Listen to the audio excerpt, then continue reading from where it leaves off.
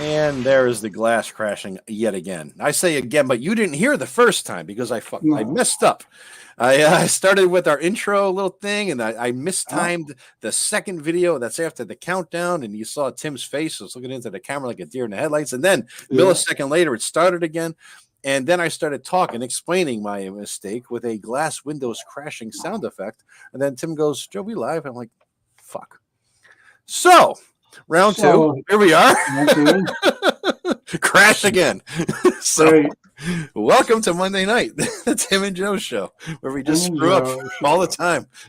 See what we got. We got Mike, we got Flint, we got we got to show Matthias's artwork today. Yeah, oh yeah, you got that, Tim? You ready to go? And everything. Yeah, he gave me the final version in a little license thing. Yeah, he did what was it, the Crocodulu Raptor. Who named Crocodulu? We got to give credit for the name as well. I forgot who did the Crocodulu. We have to go back to that episode. Yeah, look at the comments.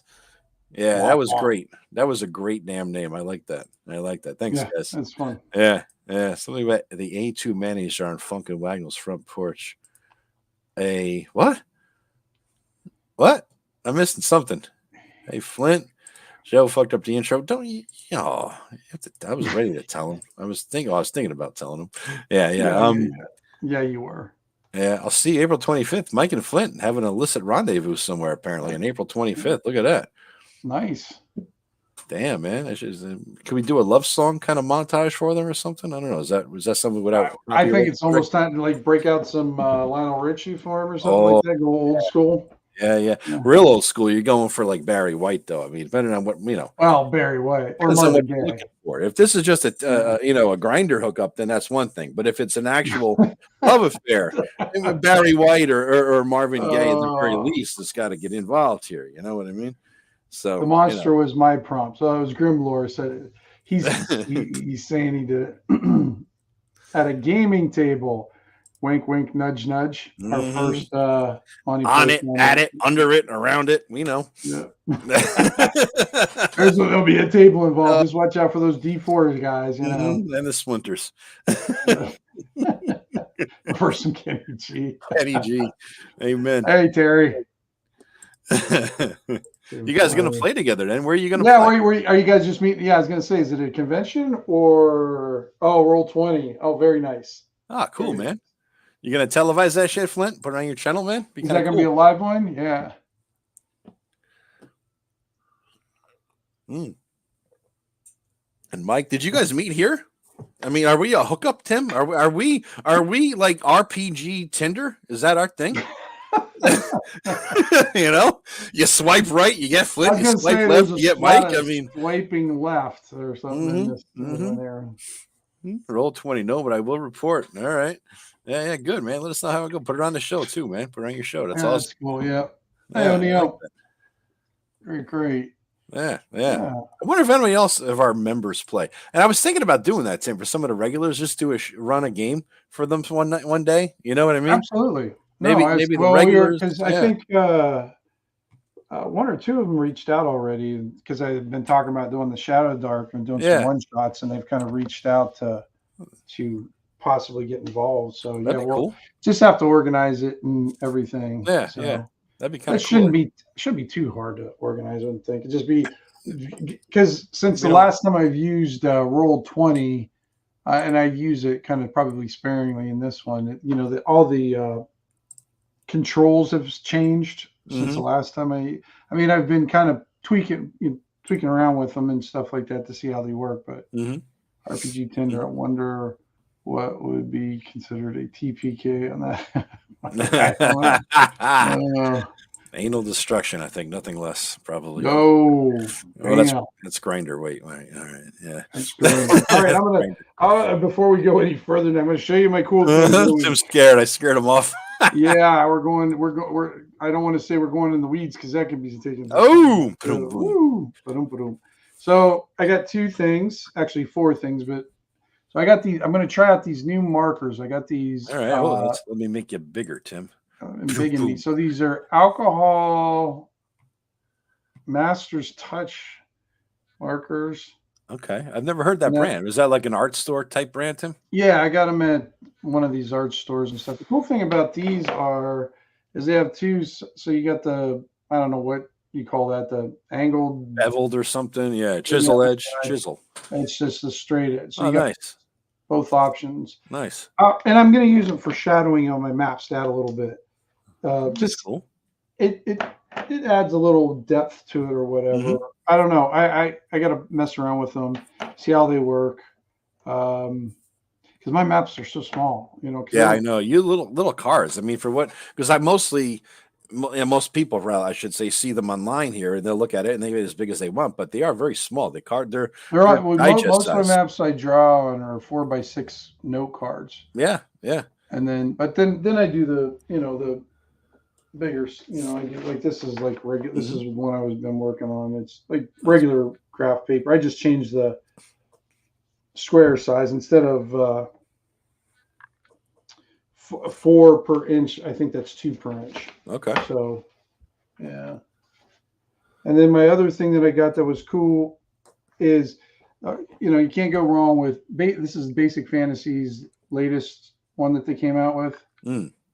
I have a lot of I their don't know shit. how to There was one day where I purchased him everything they ever put out in print for like 98 cents. $20 bill. Yeah, I know. He's so cheap. His stuff is so cheap. It's great. I think this one was $5. Yeah, that's what I mean. I purchased, I mean, everything from this guy. And I hit know. Amazon and I said, buy all this shit. And it like, wow. It was literally less than $100. Well, this one's a little bit different. Although I do have to comment on the intro too, just a little bit. But Todd Lyons wrote this one. Most of if you know, most of them will have like what do you call it, a number, letter, designation, like the old AA1 and then like the other ones like that. This one doesn't have one. This one is specifically an NPC book. 288 NPCs. Jesus. Now, what level? Are we talking Rogues Gallery, like stat blocks and nothing else? Or are we talking like some they're Basic Fantasy stat blocks. So you've got, let's see here. Which is the most translatable thing to OSR ever. So it looks, yeah, exactly. I love my Rogues Gallery. Let me see with the context. So it looks, he doesn't even have a table of contents in here. Okay. So it looks like the first part of it is he's got like first level character So their chapters are broken up by level of characters. So it goes up. Oh, that is nice. That is nice. That's the single most important designation in the book, because when you look at a book, level. Yeah, you don't think I need a fighter. You think I need a 5th level foe, an 8th level guy to fight the people. Sure. You know what I mean? Yeah. That's the single most important identifier on the first level filter. And then it gets into, does it break it down once you get by level by class or by what's the break? You're going to love it, Joe. Yeah, it does. Perfect. Actually. Holy shit. So it has first level clerics. So he has 8 different 1d8 you can roll, 1d8 first level clerics. And then it looks like 1d8 fighter. So d8 for each class for each level, it looks like. Wow, that's real nice. Do they just have the 4? I can't even remember now. What's the book called? I would called? assume so. Huh? What's the book called? Chrysagon's Couture. I don't know how to say it. Coterie. CHRYS. Somebody asked for a link, or who makes it out? OGON. So I'm it's the Basic Fantasy guys. So Jesus, you're right. It's $5.95 on fucking Amazon, dude. Yeah, $5.95. Yep. Todd Lyons did it. And it's exactly what you'd expect from Basic Fantasy. Artwork is, passable. Not, you're not. It's very kind of junior high art class with some what do you call it? Some public domain artwork slipped in and everything like that. But this is what I found funny. So I'm reading the intro today.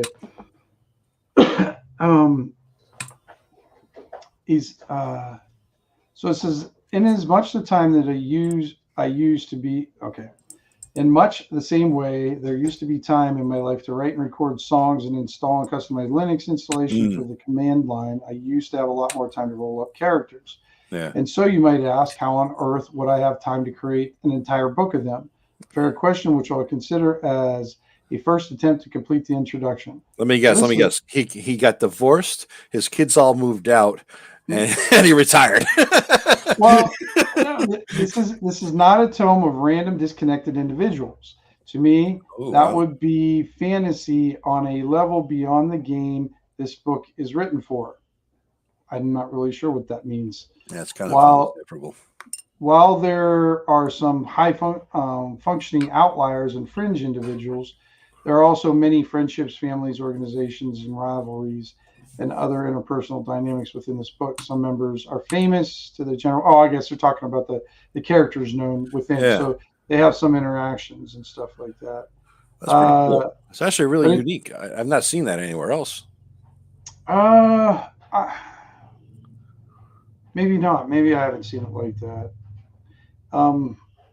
So yeah, I mean, it's pretty, but this part, I guess, is what I was getting at. And somewhat of a grognard purist who believes that a steady churn, creating more and more distinct classes, is more than just a cash grab. It's a symptom of treating a role-playing gamers in as much way the American television sitcoms treat their audiences, like idiots that enjoy flavor but need to be spoon-fed. But if you're reading this, chances are you deeply appreciate the types of shows that don't pander to you, but rather trust in and play to your intelligence. I don't know. For some reason, I thought he's talking shit, but he's like, but if you like this book, you're smart. Yeah, that's why he's like, yeah, you're cool. Know, I just thought welcome to the cool club. Right. Yeah. I guess I was just like, I just found that part of the intro kind of odd. That's interesting. Yeah, that's very interesting. Yeah, but I do like that it's, divided like it is. You've got all the classes divided up. You've got all the levels divided up. And then I like that he did a D8. So if you need a random fighter or second level fighter, you can roll, if you want to. If you want to do that. Pretty good, man. I like it. Yeah, definitely worth I guess it's $6. Yeah. Yeah. So you could, and it's basic fantasy. So it's, got your 6, everything's broken down. He does have multi characters too. So it's like, if you're like the one, he's got a elf fighter magic user. So there's multi-class people in here too. So I don't know. He's got that under a fighter though, and not magic user. Yeah. So there's a little bit of a mix in there with that. That was the only kind of, I don't know, like anomaly that I was just like, I thought it'd been okay just to do like a multi-class section. Yeah. That makes sense. Then do you go by what level do you buy then? I don't know. Most of the time, Yeah, they're split, right? Different XP they're split. So you should have a whole multi-class section, and maybe add the levels together. That might do it. Double class, triple class. I don't know, but that kind of leads into my cool thing of the week but Sam and I got together. We have not forgotten about this module, guys, or adventure for the younger people. The Mind Flare adventure. The Mind Flare. We still haven't named it yet either. I don't think. No, we haven't really figured. Oh yeah, we did. We said Finding Blake. Oh yeah. Okay. I think it's how much we fucking edited it. But yeah, anyway, we focused on. I wrote the first chunk of it up, sent it to Tim in Word, and then we logged in on Saturday morning. It was kind of cool, except for the fucking hour. Anything before 11 o'clock, if I'm up, sucks. But we were up. I was up at 9:30. We started. I know you're such a puss. Saturdays are sleeping in, dude. So. I can't do it, but I'm up till 3. I know. You are. You are up late. Yeah, that's true. Yeah, especially on a Friday. That's the best part of a Friday. The world's just it is. You feel like you get more out of your weekend if you can. I do. Stay up late. I used to be like that anymore. Just like I'm still gonna go to bed early so I can. Catch up on some sleep, maybe. I know we're old. That's why I saw a thing today and whatever site, and it said, "Remember when we used to have something called left leg and right leg instead of good leg and bad leg?" I'm like, yes. Well, and then they also had that meme where it's like, taking naps and going to bed early and eating right. We used to hate that when we were little, but now there are goals. Yeah, that's all we want. That's all we really want. Yeah, a nap, some good food, and Yeah, pretty much. that's true, man. But anyway, so we got together on Saturday, and this is kind of interesting because Tim is just talking about format and all this, design and everything, and how it should be laid out and what the organization should be. And I have never written a module ever. What I do is the old jot down notes for an adventure. You know what I mean? That's all that we really do. So, and lately, in the last couple decades, I have not ever run a module as written. The last time I tried to run it as written, like out of the book or whatever, I was probably the 80s and early 90s, right? So it's been almost 30 years since I did something like that, except for recently. I ran Death Frost Doom for my group, from James Radge's one, and I used the Zach Smith revision. I liked it. It was really good version, right. And so it was like the 10th anniversary edition. It was excellent, and I mostly ran it rules as written. It's been on my list of modules that I could actually run rules as written or written, pretty much as is for the most part for many, many years. But I just needed the right campaign and place and time for it. And so it's always in the back of my head, like, I'm gonna keep an eye out for an opportunity to run this thing. So I did. I'm glad you did it with them and not us. Yeah, I know you hated it, but they enjoyed it. They ran their asses off, and I scared them. They don't know anything about Raji, the old school, the module, nothing. It was great. You guys would have all known it, and it would have sucked, but they had no idea what was coming. That 12,000 zombies were going to be triggered into a fucking zombie, literally almost 12,000 zombies or zombie apocalypse, and they're like, "Oh fuck!" They're hauling ass down the hill. It was just the right thing. Raji would have been proud, It was just they were sufficiently scared, and when they got down the hill to the old fucking trapper, the crazy man in the woods who was, did traps and skins and this and that. And they said, hey, he was the guy they paid to watch their horses. He had fallen in love with one of the horses and named it Esmeralda. And he was loath to give up Esmeralda. He wanted Esmeralda. It was clear that he had fucked Esmeralda for the entire couple days they were up there. So yeah, that was another thing. As they're trying to leave, he was holding on to Esmeralda for dear life. So yeah. So anyway, that we ran that, but the bottom line is, long story short, Tim and I got together on Saturday. We went over what I had written. I had wrote down ideas, long form, this and that, and I thought it was okay. And then Tim took a machete to it because it was very. I had to take a chainsaw. It was something. Yeah. There was a bits and that was so. Well, I mean, like when you first start doing stuff, there's nothing wrong with doing the brainstorming part of it. Yeah, throwing shit at the page, getting what ideas you like, and gather them up and that. But then when you start writing stuff, you've gotta. That's when the real work begins. And that goes back to my history of playing modules as written or adventures as written, was because other than this Death Frost Doom, the last time I did this was the 80s or 90s, early 90s, right? Where I bought something from TSR and played it with my group. And everything after that has been me making up my own shit and or scavenging modules for stuff. So I never had to care about layout, organization, how to, font, bullet points or not. I mean, little things like that. Bitch about font. You should know about. I just want big font. That's all I want is big fucking font. Is that too much to ask for a mold? I don't care what it looks like. I don't care if it's Times New Roman or Corona Light font. I don't care. All I want is, you know what I mean? All I want is a font I could fucking read without glasses. And so these are considerations I never had to take into account. And I never quite understood the intersection of how much you've written versus the layout and everything else you got to consider. It was really kind of a fascinating thing because I wrote the shit in Word, sent it to Tim because I don't know how to do stuff. And he has a Microsoft Publisher pulled up and he was like translating it from my document, dropped it into Publisher. We hacked away at it, reworded shit. And then it came into a semi-final product, even with art thrown in. We found the thing and throw it in. He showed me how to use this stuff. I have no idea how to do this stuff. I never had to consider it, never thought about it. My modules that I run for my players are notes jotted down in a weed-infused frenzy. You know what I mean? So this is how I do it, right? So this is something entirely new to me. I learned a shit ton. And Tim was telling me that he actually did this with Rob Connolly on a very regular basis. They go to the library and write stuff and share notes and pick it apart and become better writers for it. And it was really cool. And I can't wait to do it again. And go ahead, Tim. Sorry.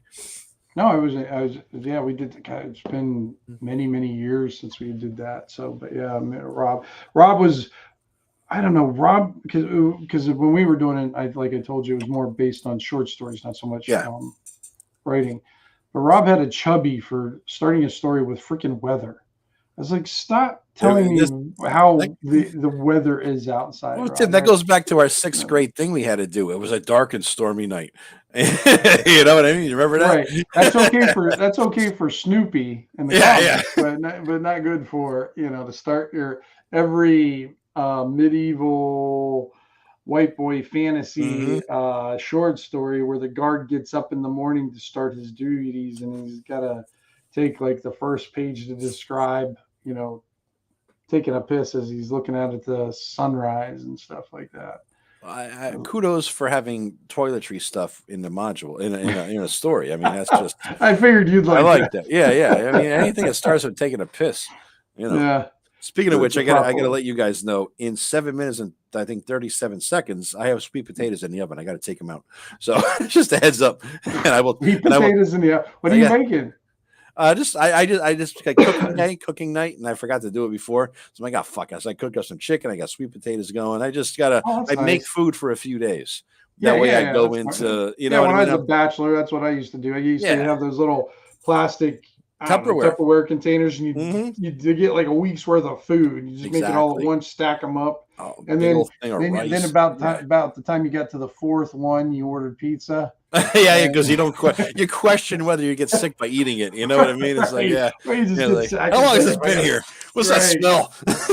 So freaking sweet potatoes again. That's like the true. Yeah. It's like I got 4 little sweet potatoes going. I cooked up a bunch of about 4 chicken. Did he go into detail about the wind currents? He probably did. I wouldn't doubt it. I wouldn't doubt it. It was just so funny when he was because Mark. It's funny you brought that up because I got my copy of Rob's book. Let's bring it up. The Advertiser Boy Rob, which is for sale now. It is for sale, everybody. How to make a fantasy sandbox. I got the hardcover. Look at you. He's got a soft cover right now. I do the soft cover, guys, because I'm not. That is not actually Rob on the cover, but it very well could be Rob. It was him, probably 20 years ago. He less gray, more hair. He looked like he was 50 when he was 20, though. That Rob finally grew into his looks. He aged into his looks. He did. He's always looked like he was middle aged. That's funny. But yeah, and what I just found so funny is the first section in his books is about air current. Yeah, I know. I was like, oh no, Rob. Oh God, no. Don't start with that. Oh, you lost them already. I forgot that was his opening salvo. Yeah, dude. It was. I was. Here's his wind current chart. A bunch of arrows pointing at each other. It's like a fucked up mandala, you know. But he's got good stuff in there. Then he's got the ocean currents. Yeah, it's a good book. More arrows pointing and a big phallic symbol across from the ocean current. Yeah, right. It looks like a fucking dick. I mean, look at that. Pull that up again. It looks like every tower looks like a dick. But that looks especially like a dick.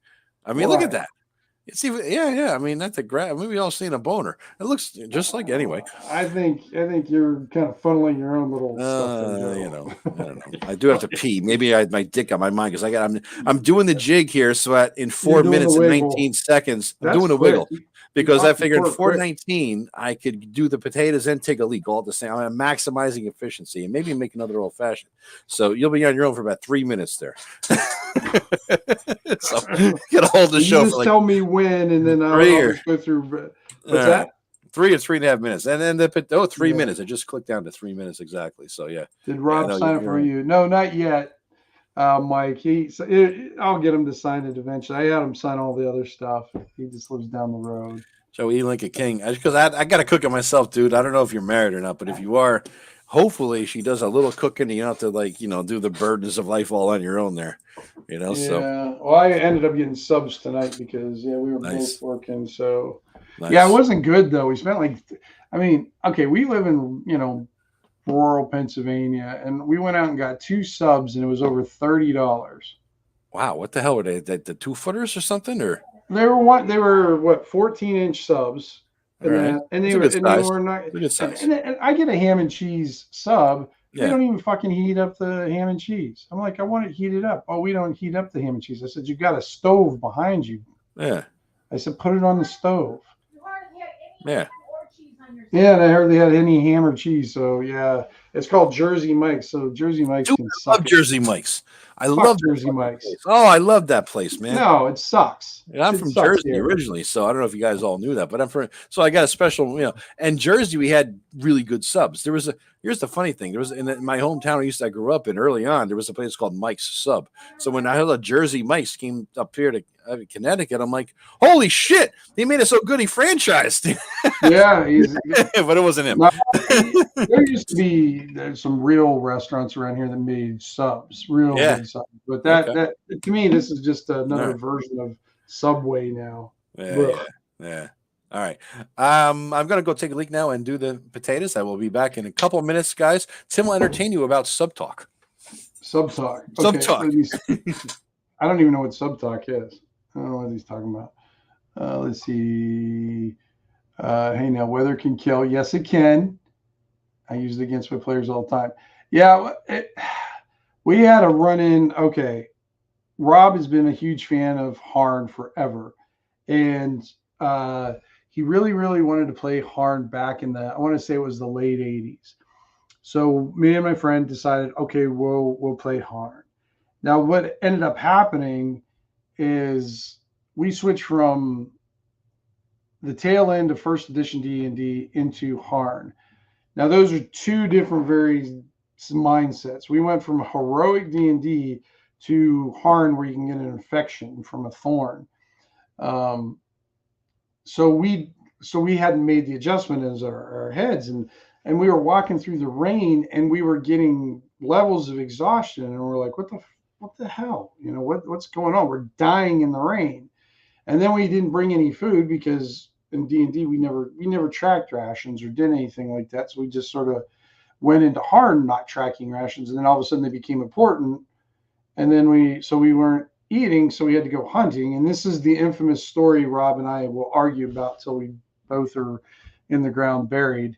But we found a farm. I found a farm, fenced-in farm, and he made me hunt for a cow. So I had to track down this cow and kill it. But I could never, because I kept unsuccessfully tracking, I couldn't find the cow. So I think that was our last time we played Harn for a very long time. Did not go very well. But now I love Harn. I actually do love that system. It's got some good stuff. I'm gonna go back to Rob's thing here. Rob, okay, what's really nice of it was my character died on a mountain holding his ball because I did break warm clothes. You're holding your ball on the mountain, Flint. I'm not sure how to take that. Good thing Joe isn't here. But Rob's really good about giving lots of different. He does maps throughout, gives lots of good examples. Not only does he tell you how to do it, he shows you how he does it, which is really nice. Lots of good information in here besides the air currents, which I'm still going to give him shit for. But what do we got? What does he got? And then this is pretty nice. Placing locales and naming geography. Naming geography is not one of Rob's good strengths, I can tell you. I once had a character that died on a mountain holding his balls because he did not bring warm clothes. I could see that. You protect your most valuable jewels you have, and they're not always rubies. I get that. Yeah, gotta protect the family jewels from that. But yeah, Harn has a way of killing you off. Although we played it recently, and I definitely really enjoy Harn quite a bit. But I don't know if anybody else has gotten into those Kickstarters they've been doing. They look really good, but I haven't gotten into any of them. I think pretty much all the PDFs, and they're just so well written that I don't see any reason to get the hardbacks. And plus, I don't need to spend, I don't know, $400 on other hardback books. Although they do look really nice and they're probably well worth it. Kind of just flipping through. And then Rob also released this too at the same time, guys. The island of, I guess it's Pied. I'm not really sure. That's why. Remember, I said Rob wasn't great at naming locales. This is because it's confusing. I don't know. Maybe it means something in a different language, but when I read it, I get it. I'm not really sure. But he goes in there. What's really cool? I love this one right here. That I remember that like that map right there is all colored pencil, and that's back from like probably '89. And I remember him drawing it and everything back in those days. Yeah. Paade. I am back. Yeah, Paade. That was a thing. Rob had a weird ass name at the beginning. I'm like, what? You can't. I what? know. Yeah, because he had a section here about talking about naming locales. Yeah. I'm like, that's not one of his strengths. No, it was just hard to pronounce and not easy to deal with. Let's see. You delve into any genres other than fantasy? Yeah, I mean, I do. I'm okay. I'm not a Traveler fan. I've tried that so many times, but I do. I don't mind science fiction. I don't mind. I haven't been in a good post-apocalyptic game though. What about you, Joe? Have you ever been in a good one? No, Matt tried one once. Remember, he wanted to do a whole campaign that lasted like 98 minutes. Well, yeah, you know what happened with that one is he described stuff for 90 minutes, and then we got to play for the last 30. And if I remember right, it was only a car race. It was one road of Mad Max fighting, wasn't it? That was based off of Christian Walker. It was. Wasn't it? He got a map or did something with Walker and all over here. Yeah, and so he ran us. It was like this long post-apocalyptic campaign car chase thing, and I'm like, it's cool, but are we going to do another? Yeah, nothing. No, Ted just he lost his interest again. Yeah. Hopefully, Christian's was always cool. Where's he at? Was he around anymore, Christian? I don't know. He kind of appears and then disappears. He shows up, makes something cool or does something cool, and then he disappears. It's hard to keep up with him because he ends up deleting his accounts, and after a while, you get tired of trying to chase him. I know. I was shocked one time. Remember his old blog was really popular and had a shit ton of posts on it. Was that the Destination Unknown or? I think so. Yeah, something like that. No, he had a fantastic blog. It was awesome. And then what happened was he closed it down, and I'm like, dude, where's all your stuff? I know. I think he just deleted it. He didn't even archive it. He just deleted it. No, he just deleted Jesus Christ, are you nuts? That's good shit. That's stuff that people are going to be referencing. Oh my God. I know. I don't throw anything out. I'm not a hoarder exactly, but Jesus Christ, man. You're a PDF hoarder. I'm a PDF hoarder. Yeah. I got to sit down actually and go through. You're more of you're not so that was one of those topics I was gonna breach with you one time. What's the difference between a hoarder and a collector of gaming, and just go through the differences and stuff. I think it comes down to this. There's an old bookstore owner that I went to his store for like 20 years. And he was a good friend of mine. He died. His name was Ron. He ran a store in Connecticut. And he's such a hell of a weird ass cool dude. His bookstore was thrown together with boxes and milk crates and stacks upon stacks, and you got to crawl around to find stuff, and there's shit behind it that he hides and makes things next to each other on the bookshelves because of some kind of inside joke that he has. This is the kind of guy we're talking about. These two books are near each other because of some weird thing, and I sometimes I'd find that shit because we thought alike, and I'm like, Ron, is this and this because of that? And he goes, you son of a bitch. Like, he just likes to have nobody know. He wants it to be a mystery. So cool. So here's back to your point about hoarding and all that stuff. His bookstore I bought because he would sell his bookcases. The books were in. He didn't give a shit.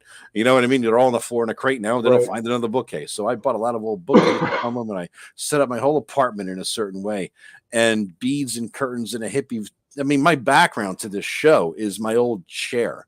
I think can I show that? Let me see.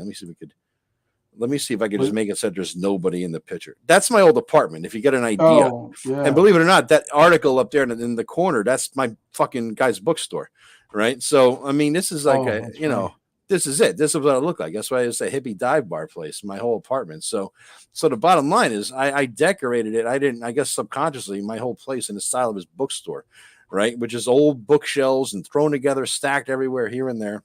Yeah, but now it's more IKEA. Now it's more IKEA and nice and grown up and blah, blah, blah. But I miss my old bead. I'm going to get a set of bead curtains and get rid of one of these fucking doors. But anyway, I asked him one because he came over to my place, and he's a 76-year-old, 78-year-old guy, and we're sitting there smoking weed and drinking whiskey and wine, and just like, you know, some of them smoke weed with an old dude because you get all kinds of weird insights, right? And he looks around the first time he comes in, passing through this, you know, 6 layers of beaded curtains, and he's just in awe. And he's like, "Oh my God, this is like." And he says to me, "This is like the art. This thing is an expression of you, like an artistic creation." I'm like, "Yeah, it kind of is. I have black lights, people, places." And so I said, "Ron, I mean, you're married. You could have stuff like this, and my stuff is organized on shelves and whatnot." He goes, "Yeah, but if I wasn't married, my house, all I would have were books that I have to get on my hands and knees and crawl through tunnels through to get to one room to another." That's a hoarder. All right. It's a long way to say that's a fucking hoarder. Whereas a collector, you at least try to organize your shit. You have overflow, you get rid of stuff sometimes, you just don't buy it or you find different places for it, right? But it's never gonna, like, you've been here. I got a couple thousand books in my 2-bedroom apartment, right? Right. You've been here. Does it look like a hoarder's place, or does it look like a guy who just got a lot of fucking books? It looks like a guy who's got a lot of fucking books. Yeah. Yep. Yeah, and I got probably 3 bookcases worth in storage. So, yeah, I agree, Mike. Those are the best fucking bookstores ever, man. Where you just go there for a whole afternoon, you know. That's just awesome, just wandering. And then the people who come into those kinds of places versus the Barnes and Noble crowd, no offense to them, they're a different type. You know what I'm saying? I go to Barnes and Nobles because that's where I can go where it's like that's my hangout. You got no place to hang out in those kind of bookstores. You don't. You do not. You gotta. You know, if I want books, I go to there. Yes. You know, that's why when you took me to New Haven to some of the, I knew which bookstores I was going to like and which ones were not going to be any interest to me because some of the folks that at work know that I'm a bookstore guy. Yeah. And they give me suggestions on bookstores. I'm like, it's not really the bookstore, you know, that's going to suit me. I'll go look at it, but like we went to this one bookstore and the girl was really excited about telling me. I'm like, well, I'm probably going to find a lot of beach reads and you know, Jackie Collins, Stop and Shop, you know, supermarket, and pretty much that's exactly what it was. Yeah. There wasn't even the small. I was just looking for the smallest weird spot, you know, the smallest kind of little oddities in there, and it was nothing, but. Like, I would have liked to look through that one a little bit more that we went into, Joe. The one in the barns a little bit more. Yeah. The problem was I got sick in there. Did you? Yeah. Because you did seem ready to go. I didn't know. I'm surprised. You were like ready to go. Well, no, it wasn't that it was ready because I wasn't. I didn't want to leave, but I could feel it in my throat and everything. And then as soon as I left there that weekend, I got sick, but I could tell that that's where I got it from. Were you allergic to stuff, Tim? I didn't know. Something like that? No, I thought maybe I had a, cough or something like that. But then as the weekend was going, I'm like, oh man, I got crud already. Shit. I didn't even get to the convention yet. So I couldn't even caught crud. It was just crud. Man. Jesus, it's wild because it's just literally 2 old barns filled with books. I mean, no, you mold some of the books, but they keep it up pretty good. Who knows? Yeah, no, it's beautiful in there. I really liked it. I wanted to go to that other place that you and Matt had went to. Dude, I was just pulling that up, guys. I'm going to put the link in the chat here. It's called the Book Barn. It's out in Niantic, Connecticut. When Matt came up for ShireCon, he spent an extra day or 2, and we hung out and we went to this place that I knew he would like because there's 500,000 books spread out over. I think at the time there was 5 locations. Now they're down to 3 or 4, and there's just because they got a bigger locations, they didn't get rid of books. And the main location is a barn and a bunch of sheds and shacks all scattered. I was going to say, isn't it just sort of like a mini book village? It is. It's like a little village of books, and each barn or shed or shack or sub barn has different types of books and this and that, and it's everything that you would love. If you're a book collector, if you're ever in Connecticut, go to the Book Barn. Just look at the fucking pictures of this place. It's seriously amazing. I mean, it really is. I don't want to have you leave the channel. Look, we're down to zero people watching because they're all the fucking book partners. They're all going shopping.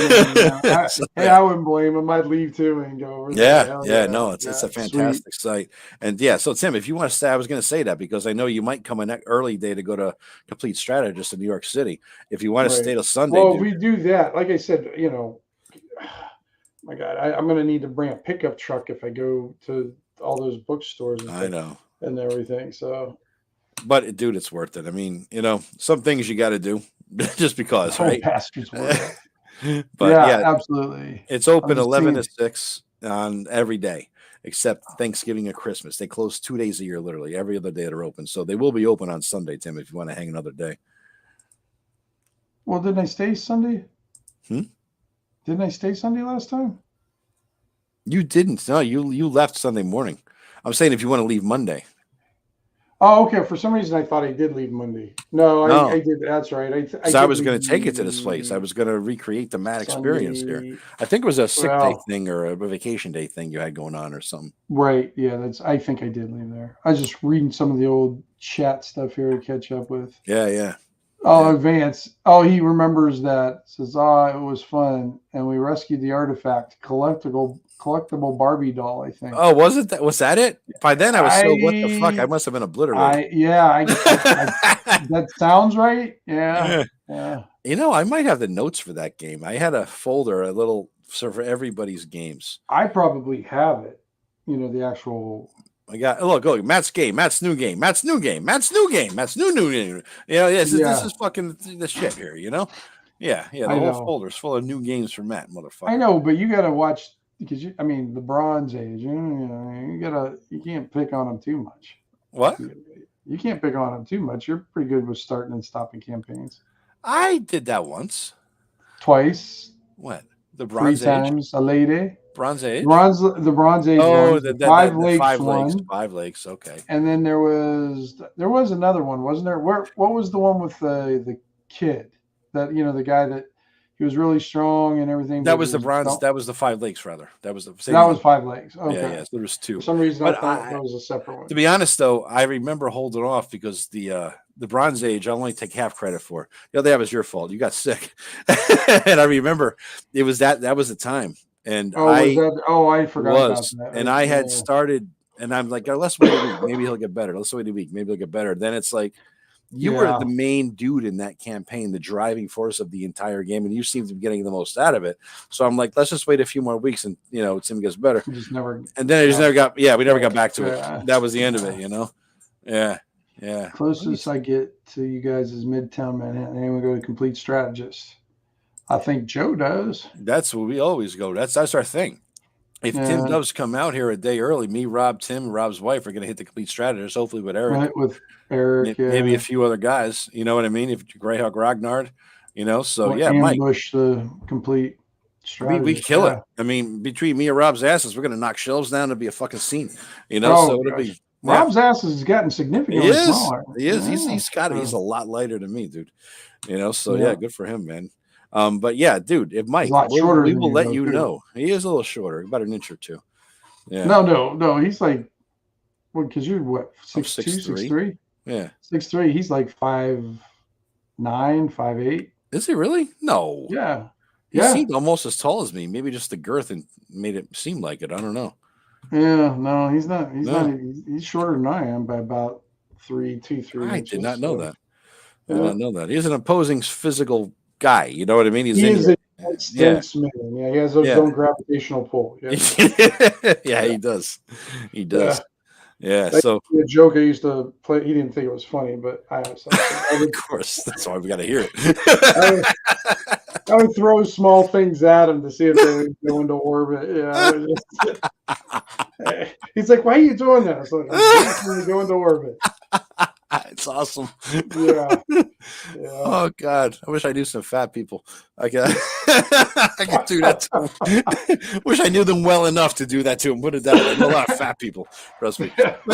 Bars like but God, yeah. So Mike, I hope to get the time to get out there. We will do it. We'll let you know, man. And, we'll maybe have a nice long weekend. Yeah, absolutely, because that'd be fun to go to the Complete Strategist. Yeah. So Tim, really, take a couple extra days. I mean, if you leave Wednesday, like I said, it's almost not up to me right now. Mm-hmm. It's up to the fates that be to see what time I have or whatever. Yeah. Hopefully, that'd be great, though, man. That'd be great. We'll hit the both ends of the geekness. You know what I mean? The bookstore geekness. First, the RPG thing. The other, the old used bookstore thing. Absolutely. Yeah. I That'd be sent you cool. guys a lot of videos of that. That it's just a beautiful little place. It Literally is. half a million books. God, I want to go Yeah. there now. I make it there. I see it's only an hour from me, but I Mhm. don't want to go that often because I want it to still be Yeah. special. Yeah. There's certain places like that. I only go like a couple times a year because Hmm. I don't want it to. I like it to be like a special place to go. It's like Yes. you're on a Saturday and you just like I want to go take for a ride. I want to Yep. go for a Yep. drive, and Yep. that's a good. And the nice thing where I only have like because unfortunately the game stores around me are pretty weak Mm. or uh, I'll tell you a quick old story Hmm. about my one gaming store I had. This was a while back. This was during the free RPG day, Hmm. and I go into the store, and it's a beautiful used bookstore. I Mm. mean, it is packed with lots, tons and tons of used, and they have a pretty significant gaming section. It's Hmm. not small at all. So they do a pretty good job with it. However, the guy who's in charge of the gaming section is not a OSR fan. I found out. Okay. So I get in there and I'm picking out some of my free stuff, and these I can't remember which one they picked out, but they were talking about a particular one, and about then they were talking about the OSR, and I was like, oh yeah, it's like yeah, let's get some good stuff. Check this out, and Yeah. everything. And uh, so we started getting in the conversation, and Hmm. then the clerk himself started just kind of talking shit about everything we were talking about. Like if I mentioned, Why? I don't know. I have no idea. I Is never he really blue cared. haired or something? No, You no, got blue no. This hair? is this is before all this stuff. No, no, no. Oh, He just looked like a typical gamer guy. He was yeah, yeah. nothing. Fat, smelly. I get it. Yeah, Oh, yeah. he was actually he was the type B. He was kind of the skinny, greasy one. Oh, the other kind. The Type, Beavis. you The got type Beavis type. A, type B. Yeah, Yeah. yeah.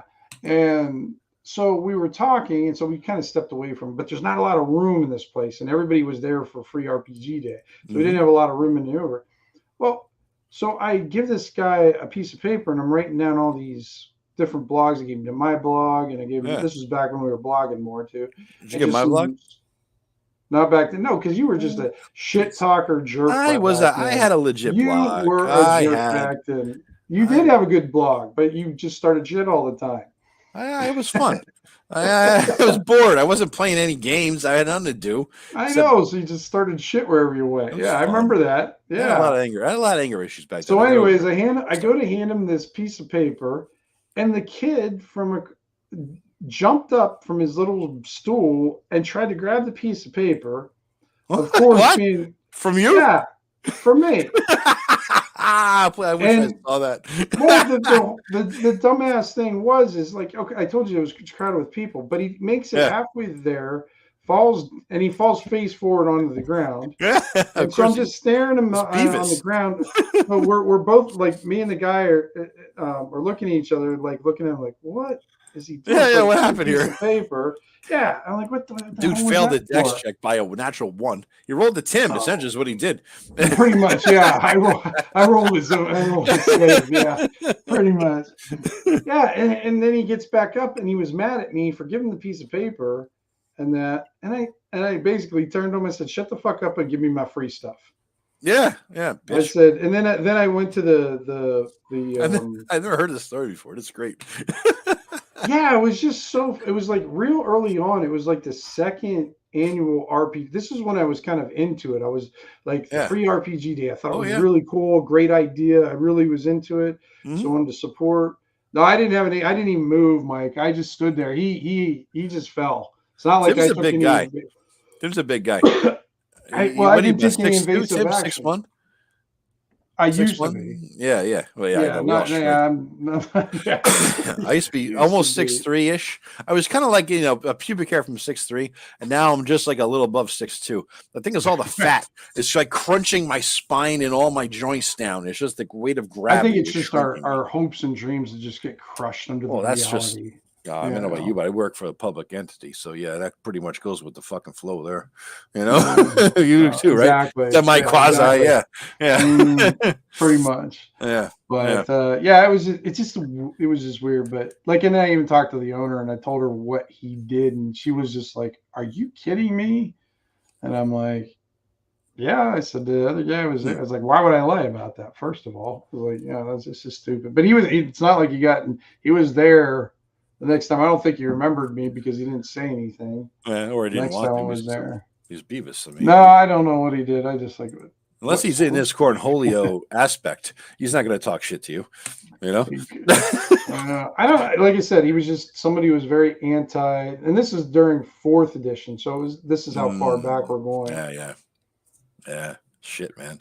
Mike, so it wasn't like he was a 5th edition Crusader or anything. Yeah, he was just a douche. Like, I mean, 4th edition fans were even worse than all edition because they didn't even understand what D&D was to actually like. No, they liked 4th edition. They had no idea what D&D was even supposed to be. Okay, all right. Now I'm going to talk shit about somebody else here.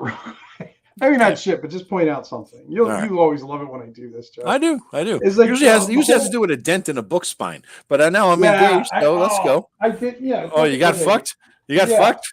Okay. Here we go. Let's see. So I got to make this Rob's big. Book. You're in for a treat, boys and girls, when Tim gets fucked on a book. Every time. Here we go. Guys, Rob's book? This is what a corner is supposed to look like when you get it. Nice, sharp. Yeah. And if you jam them, that's your privilege because you. But this is what I get all the time. I get corners. I mean, I didn't even open it up, and the fucking thing was like. This is why I subscribe to Tim's old Gotham's Managed podcast, which he still does, because every once in a while he gets something in the mail and he bitches for 20 minutes about a dented corner, and I get no greater. I laugh. I'm talking 6:30, 7 o'clock in the morning, and I'm driving to work, and everybody else on the fucking highway must think I'm a fucking lunatic because I'm just laughing and laughing. He's like, that guy's on crack. No, I'm just listening to Tim bitch about a book, bitch. That's all it is. Oh God! And then that one batch I got that looked like somebody ate chicken wings before they sent them out to me. Oh, that's great! And all my books were covered in chicken grease or something awful. Oh my God! Rob gave you a floor demo. That's awesome, Mike. Yeah. This is the one everybody. I think he knew I was going to talk shit about his air current. Well, let's see if this fucker can fly there. Yeah. Oh, geez, that's awesome. Yeah. That's fucking great, man. Yeah, TP for my bunghole, Mike. If you're that close that you could actually meet a complete strategist, man. I mean, do you know about ShireCon? Because we're gonna meet there because next day we're going to ShireCon. Yeah, so. And then I think Daniel goes there, and everyone.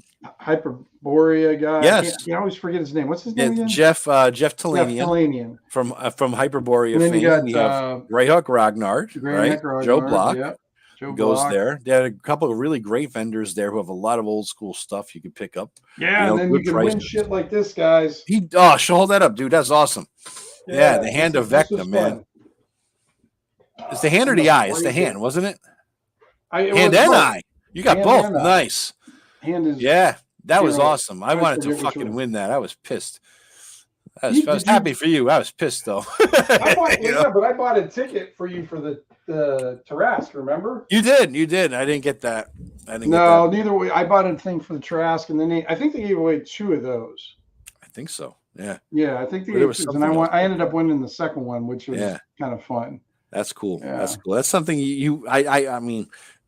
Unlimited money, I'm buying all that shit. But if I'm Joe Manganiello, my shit's gonna look like his dungeon. You know what I mean? His game room, right? So, with financial funds as they are, I got to make bills and shit. That's something I would only win. I would never buy that. So when you win something like that, that's epic. No. That's really epic, dude. So yeah, it's a great con, Mike. If you can make it up here, dude, give it a shot, man. Oh, yeah. Tom, okay. He lives down in Houston, though. I travel from Houston 2 times a year for fun. I'd meet up. So it's a very specific day we're talking, Mike. Drinks at Keen's. Keen's. Dude, we go to a shithole Irish bar across the street. Do you know me at all, Mike? Do you know me at all? I mean, Keen's looks like a fancy ass, fucking gentrified asshole place. We go to a shithole Irish bar across the street. Mike, I think he just called you a name. I don't know, man. Well, I mean, unless Keen's got hot chicks and little skimpy clothing, I ain't going there. We're going to a cool place. But yeah. Plus, we're old. We don't need who wants to walk that far? We can literally go across the street. After walking 12 blocks to get there, I ain't fucking walked to another bar, Oh, Christ.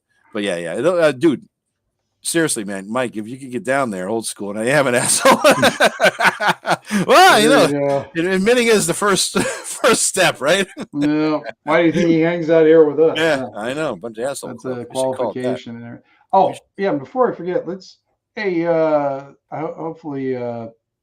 Tateus is around. I wanted to show his picture. Oh, yeah. You know what? I got to go fetch it. It's very cool, guys. All right. Yeah, he did a good job. I think he went to go feed the kids or something like that. Oh, really?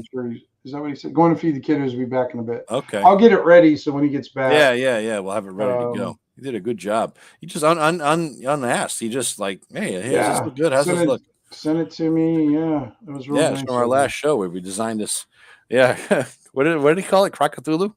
That's fucking awesome. Yeah, that was now I can't remember. He told. Was it mountains? Climbing that mountain? No, it was. That's a long name, dude. Climbing. I need one word names. Two max. I can't remember. Yeah, but you remember Climb the Mountain? I do. He's my main sub. He's the first sub. So yeah, he's that guy. Yeah. I always remember. He's the one. I remember Climb the Mountain's the one who gave Rob a $10 healing potion in our Shadow Dark game. I don't know why I remember that, but I do remember. That's true. Yeah, he's a cool dude. Yeah, and then I was like, you got to give it to him. He paid $10 for it. Anyone who pays a couple bucks a month to have me listen to me talk like an asshole, I mean, it's a cool dude. I just gotta say, you can't. Well, then I must be cool as hell. You pay me? Well, I listen to you. Well, you don't pay me though. I mean, you want to be cool? Fucking pay me. Christ, fuck, man.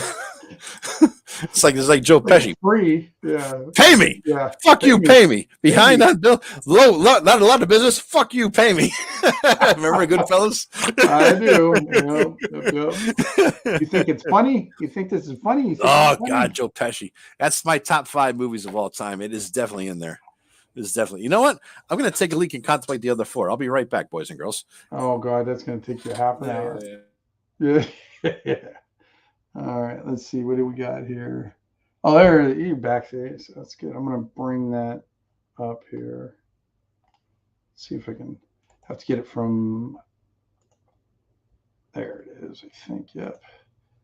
Got the final version. Say. Here, I'll just do it like this. Oh.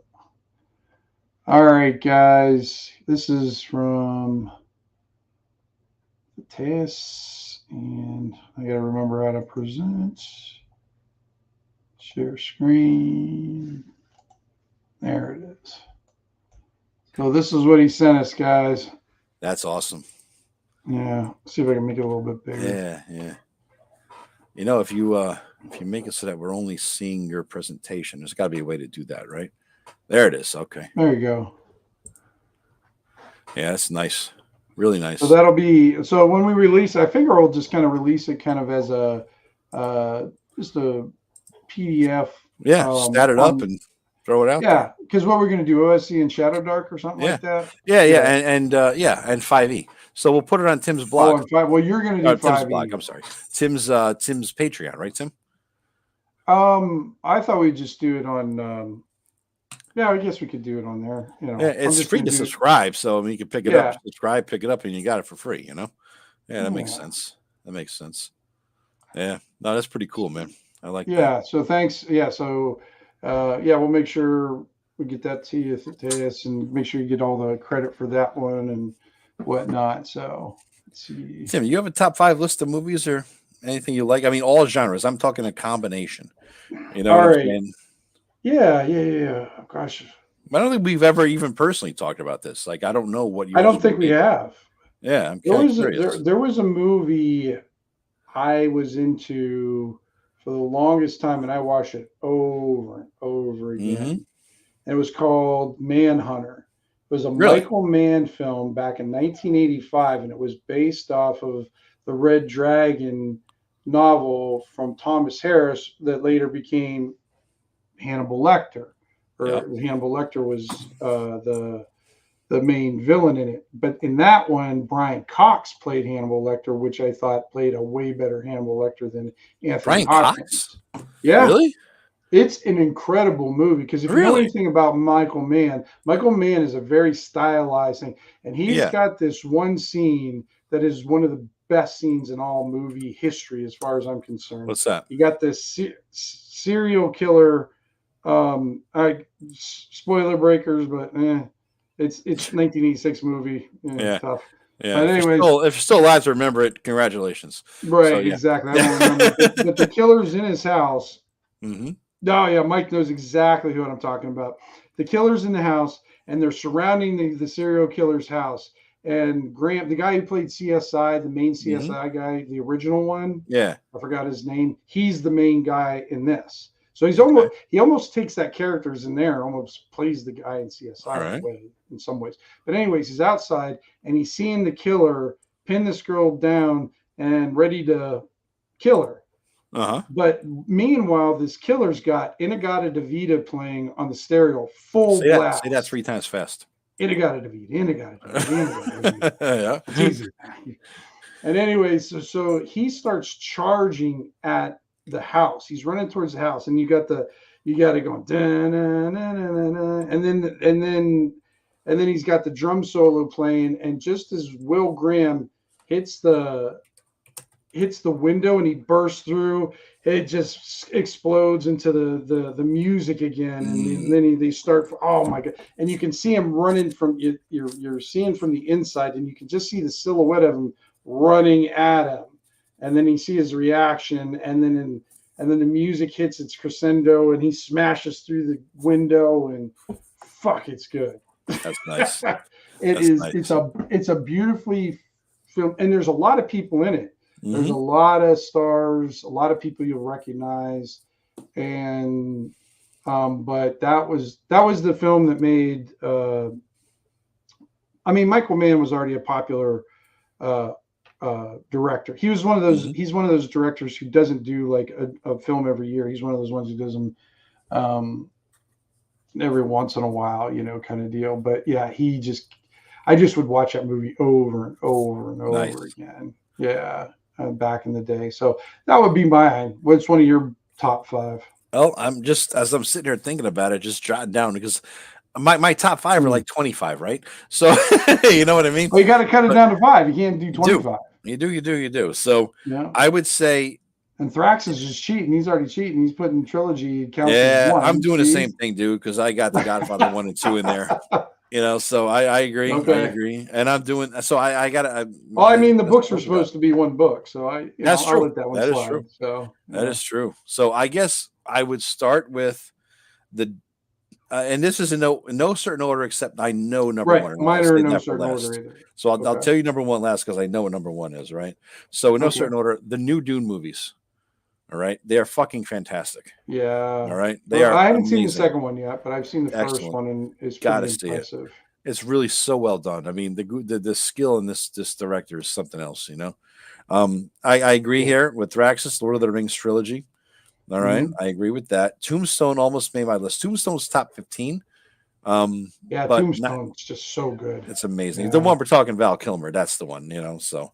Well, that's the only Tombstone. The other one. Well, that's true. The other one was Wyatt Earp, right? So yeah, with Kevin Costner. Yeah, Costner as Wyatt Earp would have been great with Val Kilmer's. No, Kurt Russell was so much more. He was a badass. That one scene where they're in the fucking creek and he's just walking up to him and they're shooting at him and he's missing him. And that was a great scene. That was a great scene. And then like when Val Kilmer said, he's not looking for revenge, he's looking for a reckoning. That was great. He's looking for a biblical. but notice that Val Kilmer even had to shape the scene for it. That's how great he was. Oh yeah, Val Kilmer, he should have won the Academy Award for that. Should have won everything. He should have won fucking everything with that, man. Oh yeah. All right, so maybe because I just watched them again with my mother and my nephews, I got to throw a Godfather 1 and 2. They want to see 3, but I told them no. It'll desecrate the memory of everything you've just seen. So Godfather 1 and 2 is on the list. All right, I know clearly number 2, and I know clearly number 1. Number 2 is Goodfellas.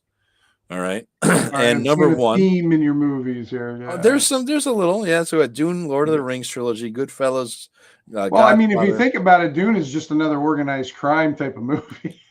in a way, but you root for the Yeah. good guys, right? You root for Right. Michael. Right. So I guess In this Paul case, yeah, Atreides you're is rooting. You're Michael. rooting for. Yeah, you're rooting Yeah. for the good guys Yeah. instead of the bad All guys. right. And the last one is Almost Famous, the director's cut, the bootleg Oh gosh, I edition. forgot how much you like that one. Oh, Yeah. fucking Grace. I love that movie. I love it. I've seen Yeah. it so many times. And a couple of years ago, I learned that there was a bootleg edition. I had no fucking idea how that escaped my knowledge. It was like, oh my God, it's like watching it again, because I've seen it so many times the first time Yeah. through. I'm like, oh, I could pick out all the new parts, right? It was fantastic. So I actually had gone out and I went to about a year and a half ago, not this past year, the one before. I went with a friend to New York City, and they had the showing of the Almost Famous play, which Cameron Crowe was involved in, right? So I'm like, holy shit. And me and my friend are going to be there at the same time. So I'm like, I told her, we got to go.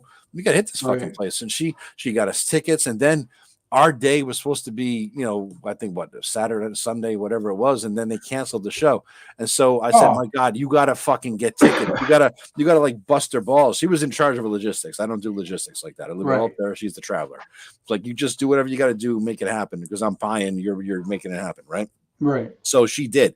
So she ended up getting us 2 tickets to the very last show ever of the Almost Famous play. Oh, that's fantastic. Fucking awesome. Cool. Right on Broadway. Right. It was the one and only Broadway play I've ever seen, or musical, whatever you want to call it. The only thing I've ever seen on Broadway. So we got there. We had a great fucking time. I got the playbill. I'll pull it out there later if you guys want to see. I got the playbill for it and all that stuff. And that's cool. But the greatest fucking part of this entire thing was that I went to go take a leak. Surprise, surprise, because bladder. Right. So I think it was intermission. So I'm coming back, and they had just started again. So I was sitting there watching the music guy with the board and all that. And I took pictures of a lot of stuff from behind the scenes, and it was just kind of neat to see. And then when there was a proper second, I walked down the aisle and I sat down. And I'm sorry, this was just before the intermission, because I sat down as soon after that intermission hit. And my friend said, hey, that's Cameron Crowe up there. I'm like, what? Yeah, he started walking back in the intermission. I'm like, what? I'm like, I gotta meet this fucker. This movie was a fucking great and inspirational, the whole bit. Is Nancy with him? No. They were divorced. They're divorced now. Oh yeah. I didn't. I couldn't remember when you did this. This was last year. Yeah, a year and a half ago. So yeah, a year and a few months. So they were divorced. So yeah, so I'm like, I gotta meet this guy. So there was a crowd of little New Yorker timid fuckers around him. I'm like, fuck you. I'm 6'3". I'm 300 pounds. I'm just moving in, So I did. I moved in. I had my phone ready. And I just barged through. Everybody was just talking to him, asking him questions, thanking him for the show, the movie, how it changed your life. I did the standard bullshit, And then I said to him, I said, Cameron, dude, I said, can I have a picture with you? Nobody had said that yet, because he was just trying to walk up the fucking aisle. You know what I mean? That's all he wanted to do. I'm like, I don't care. I'm seeing you once in my fucking life, asshole. I'm getting a fucking picture. So I said, can I have a picture with you, man? Because that was, blah, blah, blah, blah, blah. So you say, yeah, sure. And I could tell you're just kind of saying it, but I don't care because I got this that. Is the only time you're going to get. That's it. I got the picture. So, yep. So I wouldn't know him if I saw him anyways. That's tough. Well, he looks the same way he did, just older. I mean, he has that fucking chin like got Jay Leno. You know what I mean? Yeah, he does have a. Yeah. So I got the picture with him. I was just very happy. I was like, that's me blocked out there. And I was just extremely happy to get the fucking picture, So, and then after that, I broke the seal. Everybody had to fucking get a picture. Then he just kind of. And then the poor guy. Oh, yeah. He inwardly groaned, Yeah. It was like, oh, shit, you fucker. Look what you did to me. He's not even 1/3 up the aisle yet, Yeah. Yeah. It was a good time, though. That was a good time, man. It was nice. So that's my top 5 list. Ocean's 11 original, huh, Mike?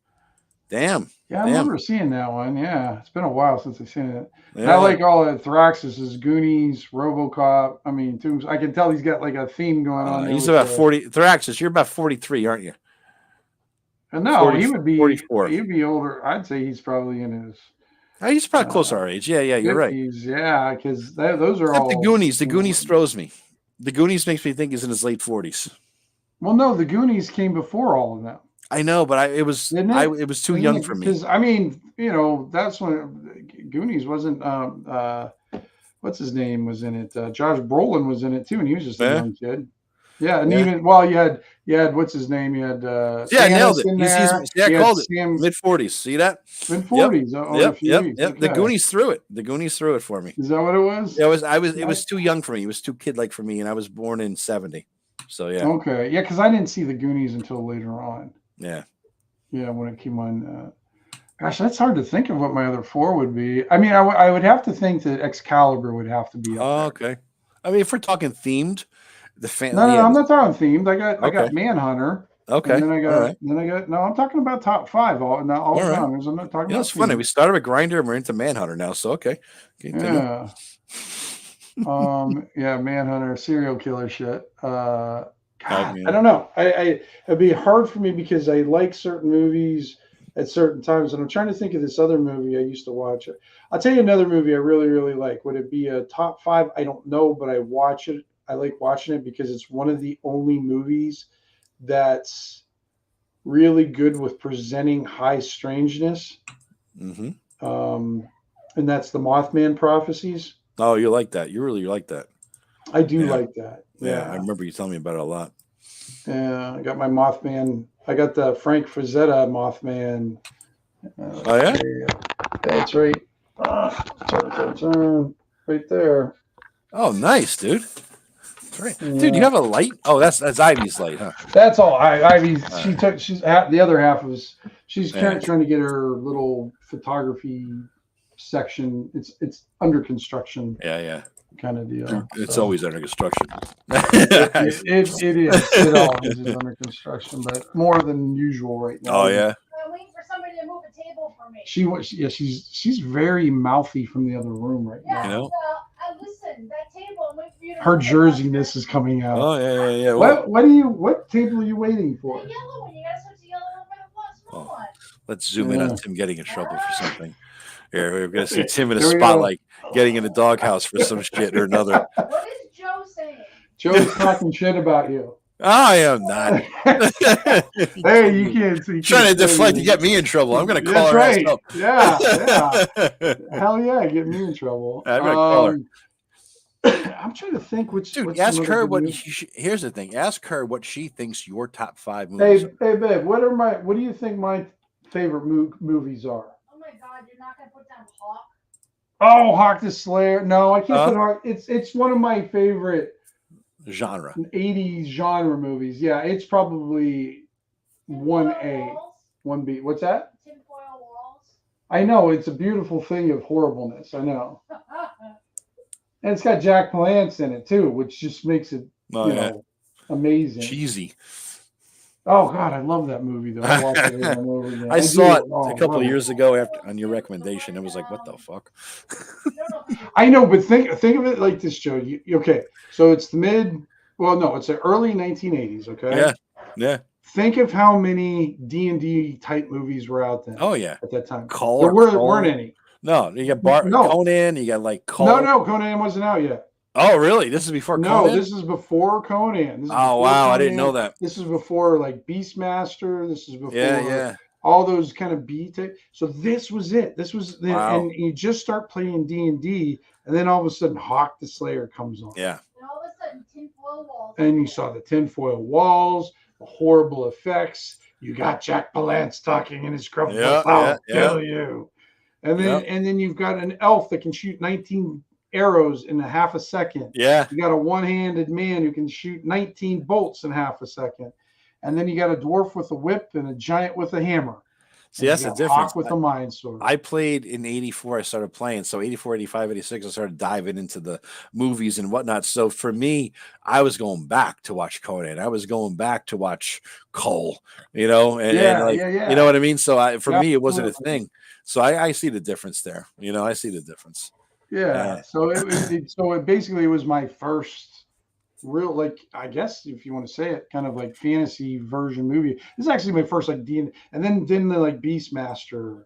You know. Yeah. That was a good one. I like that. Freaking. You know what my favorite part about the movie is? The Beastmaster, besides Tanya Roberts and her boobies. Is there another part needed other than Tanya Roberts' boobies? Those little bat creatures things that would like consume. They would wrap you up and then they would just like digest you. and then there's just bones falling on the ground. Let's see. This is where you get your ideas for our fucking adventures, because that's what Tim would throw in the first level adventure. Oh hell yeah! You know? Yeah. I might as well weed out the weaklings. Yeah, so, you know. yeah. I would definitely say Conan. If I had a fantasy genre, Conan #1. Absolutely, Conan #1. Excalibur would be #1 for me. Really? For genre. Okay. Yeah. Oh yeah, without a doubt. Yeah, because I mean, everybody in there is phenomenal. I mean, I absolutely love. I don't mind Conan. I really loved when it came out, and the first one I liked a lot. I would probably put it #3 because I'd have to put Hawk #2. I just can't. All right. Lower than that. So if we're doing genre stuff, so we'll do Excalibur Fantasy. 1, Hawk 2, Conan 3, Beastmaster 4, and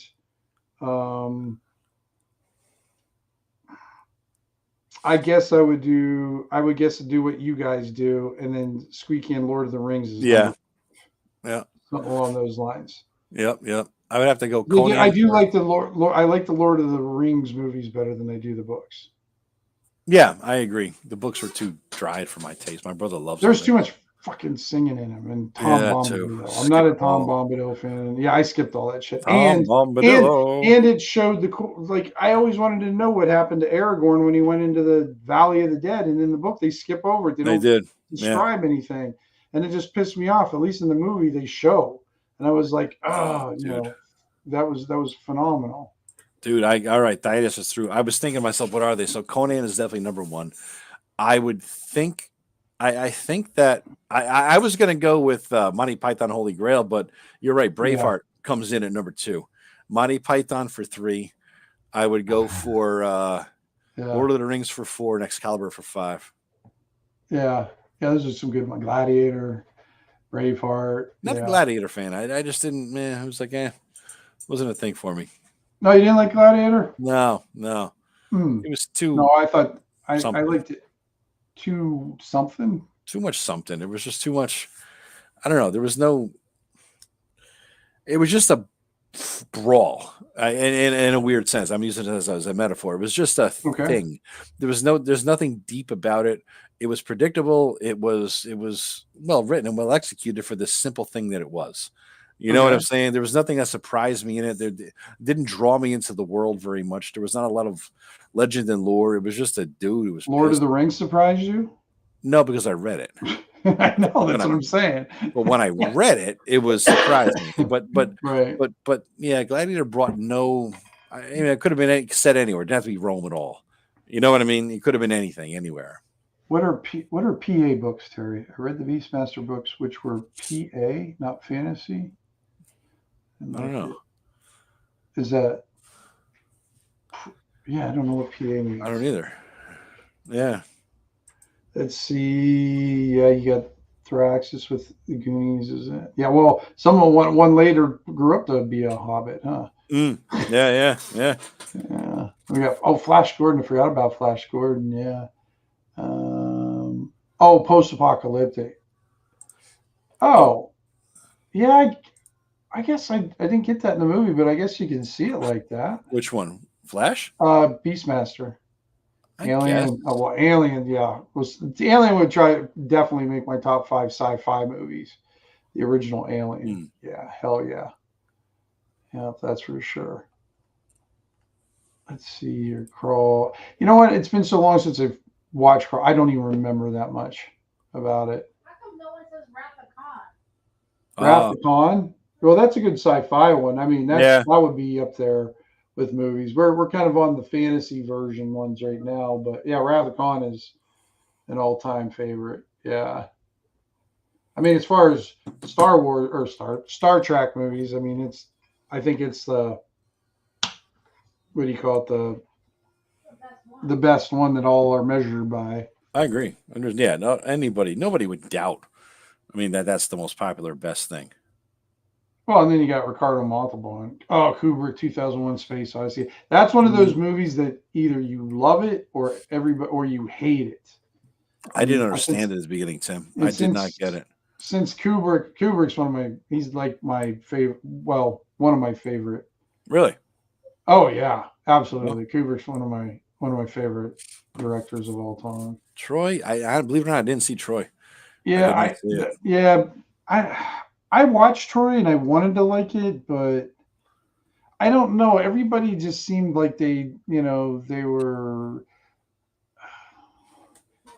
Movie well stars. showered. Oh yeah, yeah, yeah, yeah. I mean, Brad Pitt, Look like a girl. yeah, he was very pretty in that movie. Now you're Um, selling it. All right. yeah, I mean, yeah, but it just, I don't know. I did, and then what I didn't like is basically what's his name? Orlando Bloom killed him. He didn't shoot him in the heel or anything. He shot him What? in the chest 3 times with arrows Oh come on. or something like. Oh yeah, he just played Legolas light Oh and shot God. him like with but. And I'm thinking, this is freaking Achilles. Achilles would have caught Yeah. those arrows and thrown Yeah. them back at him and killed Yeah. him. He's You know, impervious. yeah.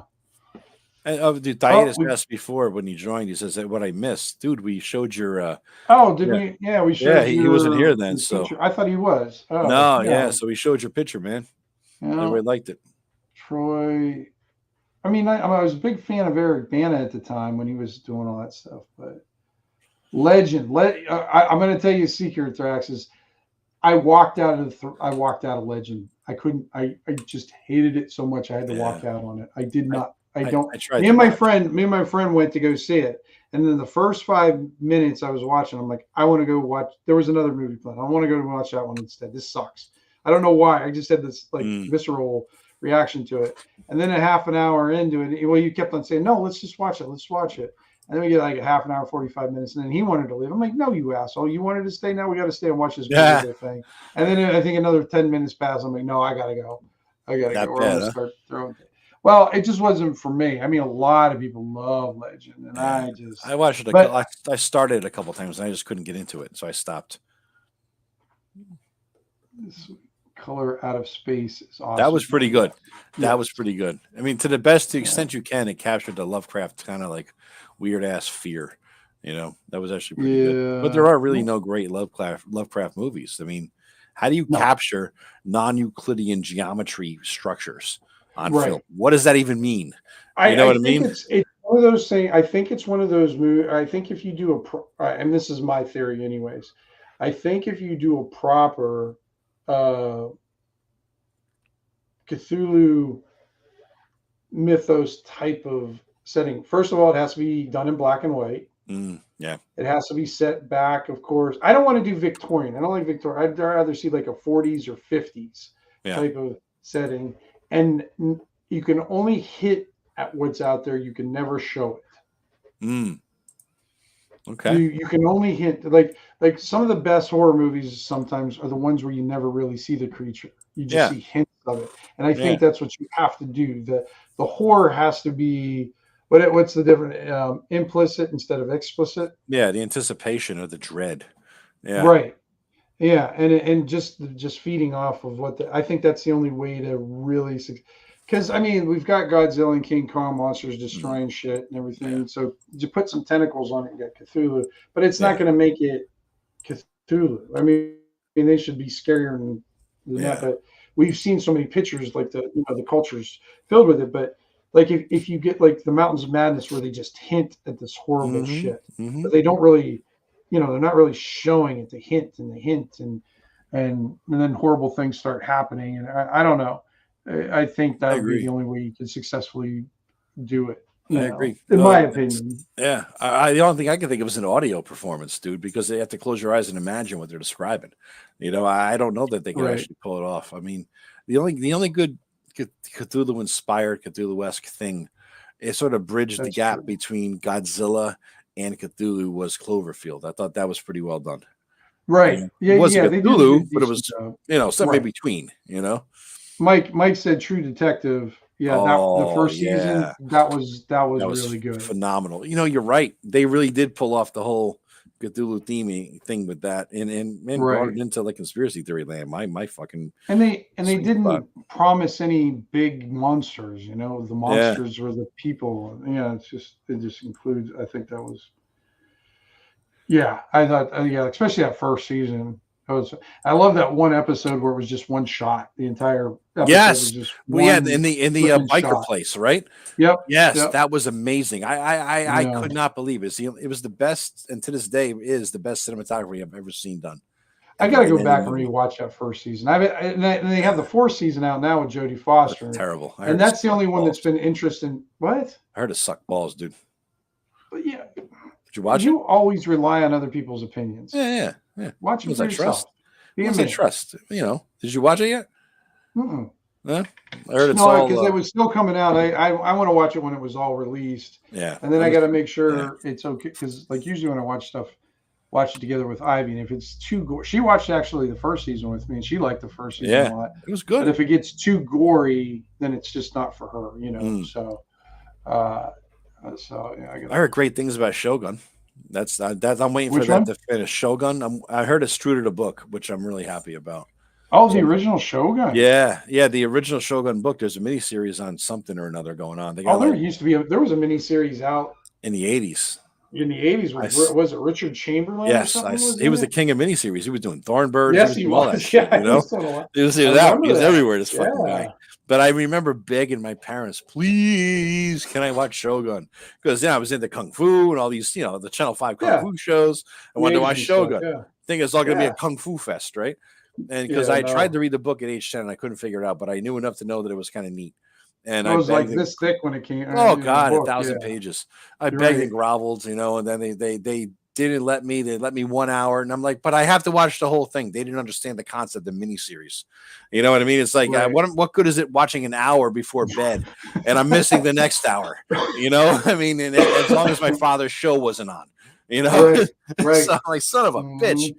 So and you couldn't watch it again. That was back in the day when VCR. Each household had one TV. No VCRs. And the remote control was, hey Joe, get up there and put on channel 5, would you? Control. You just had to. Zzz, oh, we had 3 kids. That was his fucking remote control. 3 kids. Yeah. Oh yeah, you were up there. Yeah, that was it. You know, and for a while we just had a shitty black and white one that my father got from his father when he died, and this fucking TV. You have to every once in a while, just the whole screen would just slowly drift to gray. And whoever was sitting in the chair closest had to get up and smack the TV on the side to make it go straight. And it happened smack the TV outside on the side of it. You had to hit on it. The side. So you had to you had to give it a good a good fucking whacking, and then it would go straight. Another 10, 15 minutes later, you got it goes gray again, and it's a pain in the ass to get up. So one day I always got stuck with the fucking seat near the TV. I was always the TV bitch, you know. So. I remember one day I got smart and I took a clothes T-shirt that says that, Joe. No, So I got 2 clothes hangers and I tied them and I kind of like wound them together. Right. So I sat there like fucking Indiana Jones whipping the TV on the side, you know, with the fucking clothes hanger wires. You know, my father's like, "What the hell? You're gonna break it? You're gonna break the TV?" I'm not gonna break. I'm Indiana Jones. I'm not gonna break the TV. You know what I mean? He's like, "Oh, get up!" I'm like, "Son of a bitch!" You know, I had a good fucking workaround. He didn't appreciate your ingenuity. Yeah. Then we finally got a new TV. Guess who get the fucking old piece of shit black and white TV in my fucking bedroom? I was just happy to have a TV. I'm 12 years old. I was going to say, you got nothing to bitch about. You got I had a TV. I had no cable. I had 2 stations, but I had a fucking TV. Cable back then. Yeah. So, but then I guarantee you, dude, I learned. I tied together 3 coat hangers so I could do it for my bed. So I'm sitting there in the bed. Boom! I was truly a 12-footer, fucking Indiana Jones on that shit, man. It was awesome. You know? Yeah. That's funny. Yeah. 3 Musketeers with Michael York. Remember that one? Yeah. But anyway, bottom line, I heard the new Shogun is really good. My brother's watching it live as it goes. Michael, where's that one at, Joe? I don't think I know that one. Shogun? I'm not sure either, man. I'm not sure. It might be something I have to subscribe to watch it. You know, that's another reason I want to do it. I subscribe to only something for what's it on? FX? Is it FX? I don't even have that. I'll have to wait for Amazon Prime to have it. I buy it. Hulu. I guess it looks like Hulu. Oh, I don't have that either. Straxa says FX. Yeah, so maybe you have Hulu or something. Hulu. Yeah, it says Esteban. Hey, first post. Thanks, dude. Yeah. So yeah, we'll hit up. We'll hit up. Again, when it's all done, and I'm sure it finished right, I'll watch it maybe. But you know, yeah, I want to make sure it's done right. I don't want it to insult the fucking lore. You know what I mean? Agendas. I don't want it to insult the lore. I don't want there to be fucking female samurai. You know what I'm saying? And like that kind of shit. You know what I mean? I want it to be true. I don't want it to be a modern day interpretation of a classic book. No, fuck you. Right. No, I want it to be real. especially something a like little bit that. shorter You know, stories. yeah, you know. I mean, there was no multiracial samurai. They're fucking Japanese. You know, it was like, you know what I mean? There wasn't a lot of Yeah. racial mixture in those And now days. that's the good part of the book. It's the clash of civilizations and cultures. You know what I mean? What you have there is the dude from, I think it was Portuguese or whatever the hell he lives, and he lands there, and he's like has to adapt to the culture. If everybody already did adapt to the culture, there's no fucking story. You know, I mean, it all goes away. So yeah, everything has a time and a place, and you can't. Period pieces need to be done well like that, I think. Yeah, you know, no, they do. Yeah, I think. Yeah, hopefully they do a good job. Hulu usually does a pretty decent job with that. Yeah, I think they did. overall. I didn't watch it, but I heard that the brides, whatever, what is that called, with the chick from Mad Men? The Handmaid's Tale. Yeah, she was. I heard that was done very well in accordance with the book. So, the book is just The Handmaid's. I mean, it was its own little that. I mean, it was based off the series, based off the book. That's what I mean. I heard they gave it justice. Like they didn't try to. Yeah, because there's I mean, that's what's her face? I forget. From Canada. I can't think of her name now. Elder girls. What's that? Yeah, I can't think of her name. She just passed a few years back.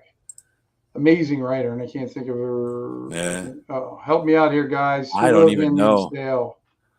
You'll know it as soon as I say it.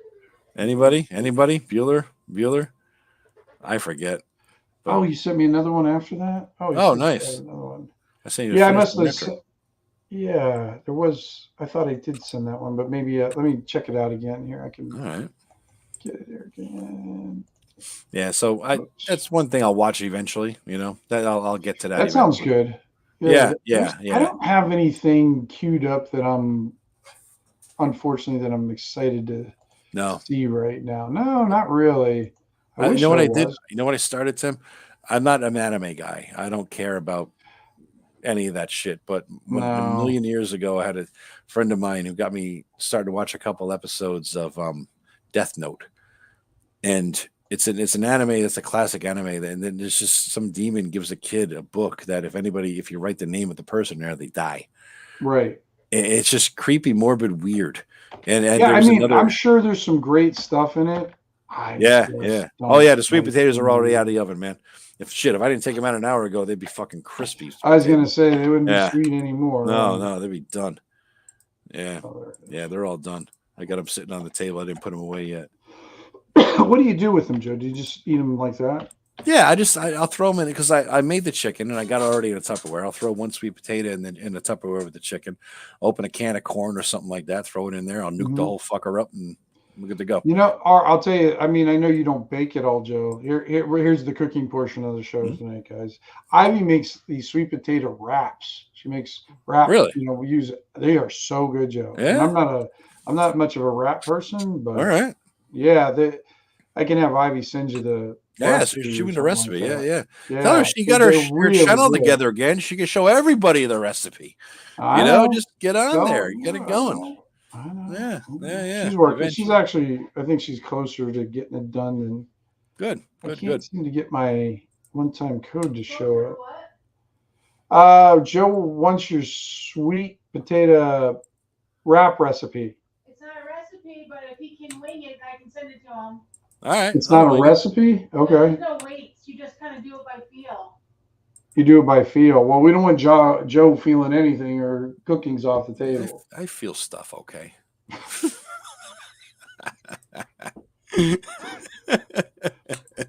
So what we're gonna do, guys, I think somebody asked earlier, we're gonna release both of these things on for free. We'll just I think we should just put them on Drive-Thru RPG or something like that. Just that way, because instead of having it on my Patreon, we'll just do it on Drive-Thru. That way, it'll be in their library. That's true. It's always there. And that way they can access it pretty quick. And we'll just do them for free and everything. That's cool. And maybe next week, Tim, we could talk about these we started with, like the principles or whatever. What do you look for? Yeah, we kind of design. Yeah, we kind of detoured on that. We went all over the freaking place tonight. Yeah, well, we flowed and we asked some questions. So we threw it out there as a Q&A night. So you know what I mean? Whatever you want to talk about. So yeah. So cool. For some reason, Thaddeus. Oh, speaking of which, guys, here's the announcement. I forgot to mention at the beginning of the show. Next week, the show. I have something I got to go to for my family, which is really cool. I don't want to It's very cool, but it's extremely amazing. Cool. It's unmissable, and I must go. Yep. So anyway, we won't be here next Monday, so we'll take the time off. But watch some reruns, watch some of our old videos, listen to Tim's podcast, guys. It's a gold mine. Go to Spotify, type in Gothridge Manor, and he has a shit ton of stuff, and especially focusing on the ones where they're bent ends of books, dented books. He does like those. All right, so yeah. Why isn't it accessing them? What are you trying to do, man? It's saying it's not. I'm trying to access my so I can show the most recent from Thaddeus message. Yeah, but of course Facebook has got to be a fucker, and it doesn't want to send me. Well, it's saying that it's not. I just got that synchronized, right? Yeah, it wasn't synchronized.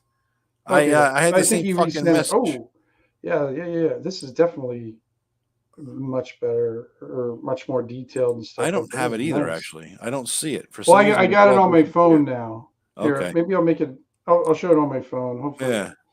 But for some reason, it all disappeared on me. Here, like all your old messages. I'm going to embiggen myself. Oh, all right. There you go. Oh, very cool. Am I embiggened or am I the same? Very, yeah, you're embiggened. You took the blue pill. Oh, it looks like the same. Here, let me go solo layout. There you go. Yeah, very cool. Yeah, more so detail. That's what all the tentacles are better defined. Yeah. Oh gosh, yeah, I love the details that with the veiny tentacles and the sewer cracks ready to eat something. I even like the creepy looking language above him on the tiles.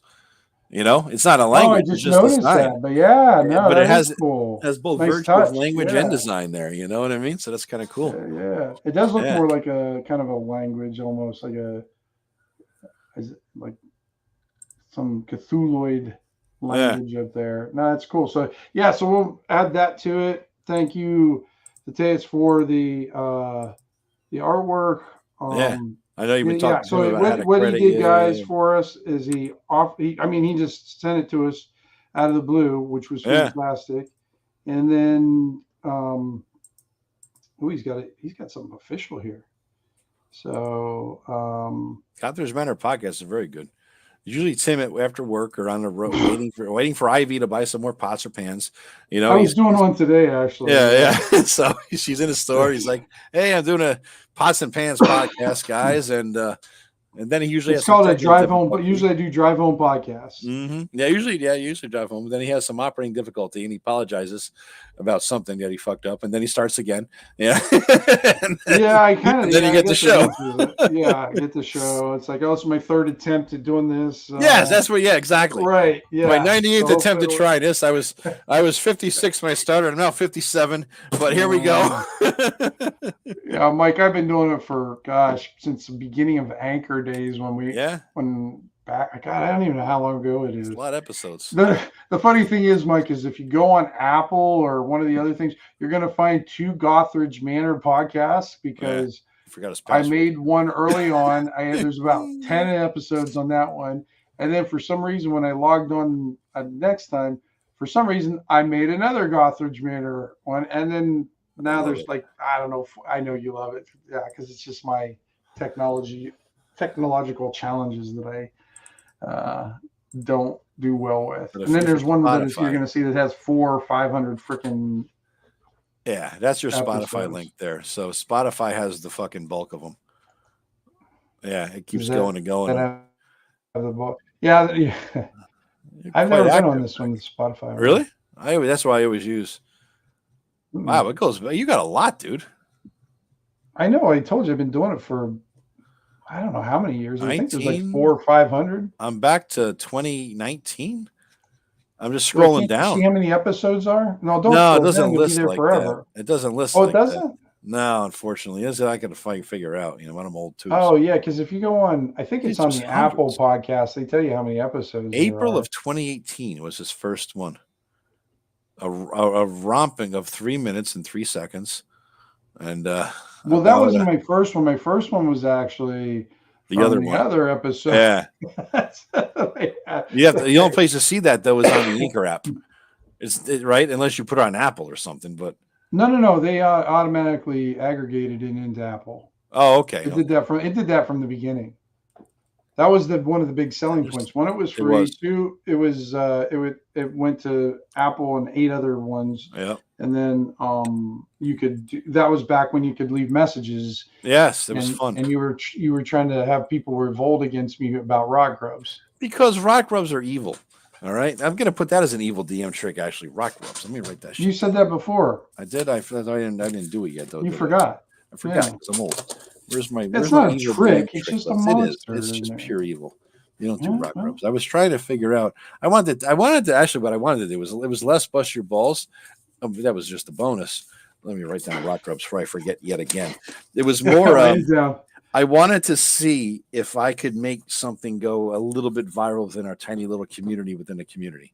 I wanted to see if I could get people talking about the same topic. And so what I did was, no, not at all. So I left the question about, hey, nice show. Let me ask you something. People who do rock rubs as a DM, are they fucking dicks? And I just kind of left it at that, right? And so they had there was forced them. I got a message. Oh shit. They didn't know what it was. You know what I mean? So some people talked about it kind of weirdly, uncomfortably. There's a few people who talked about it. Yeah. A few of them. I think Eric back and talked to it. I think he did.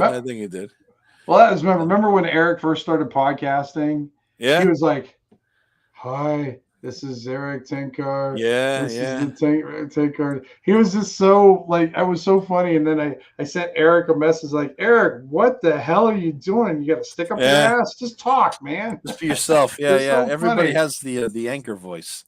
You know what I mean? Everybody has that, you try to be professional and blah, blah, blah, blah, I think I talk exactly like I talk here. I don't do think too. There's much difference. I do. Yeah, you just rip. I always enjoy your podcasts. They're always pretty good. Yeah.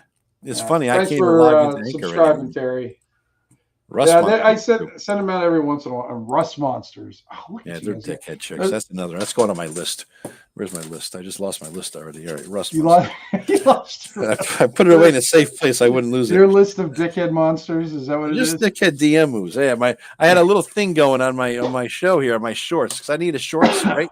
So Shorts, you borrowed my name too. So yeah, I just let me get some shorts. I'm suing YouTube stealing my name and using yeah. So I need some shorts. I put it in there. So evil DM tricks. I figured make a series out of it. I got like 5 or 6 up there, but Yeah, how many of them are mine? Well, I have them probably because you're an evil DM.